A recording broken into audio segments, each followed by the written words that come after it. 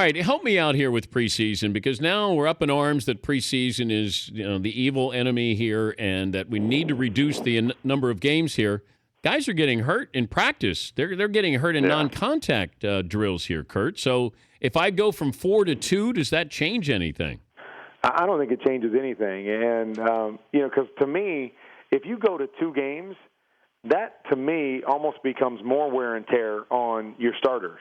Because what you're going to do if you go to 2 games is you're going to play those guys much more of the game than they would normally play.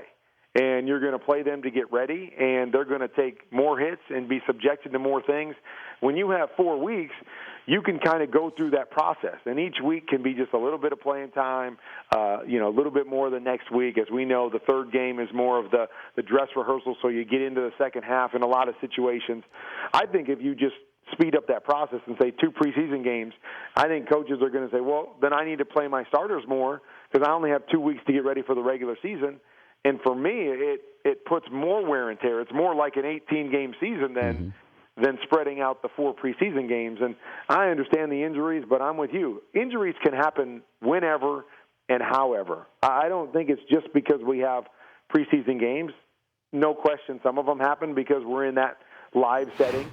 But as you said, I mean, how many non-contact injuries are we seeing now?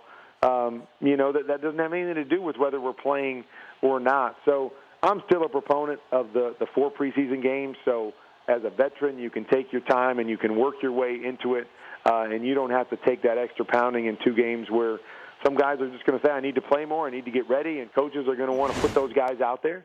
Plus, it hurts you from the standpoint of, your backup players and the young guys that are trying to make teams as well. But couldn't Aaron Rodgers just say, I don't want to play? Yeah, I think so. Okay, because he said... And again, I think there's certain guys. I mean, Marshall Faulk, I don't know if he ever played in the preseason. I know Aaron said he wouldn't have to play. I needed to play sometimes. It was different every year. Sometimes I got into a flow. Sometimes I was able to slow the game down, and it was easier to get back into it. And then there were other times that it took me 3 or 4 games to kind of get into that rhythm and game plan and mentally get prepared for the game. So for me, I liked having the preseason, even though I didn't play a lot in many of the preseasons, but it was enough to make sure I was acclimated and feeling like I wanted to feel for week 1.